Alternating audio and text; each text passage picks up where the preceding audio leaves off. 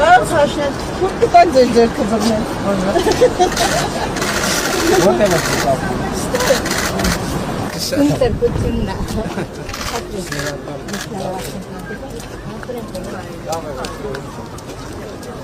Երեխեք ո՞նց եք երեխեք։ Պարոն Հաշինյան, Աջան։ խնդրում ենք մենք ձեր ջան, մեզ 5 րոպեով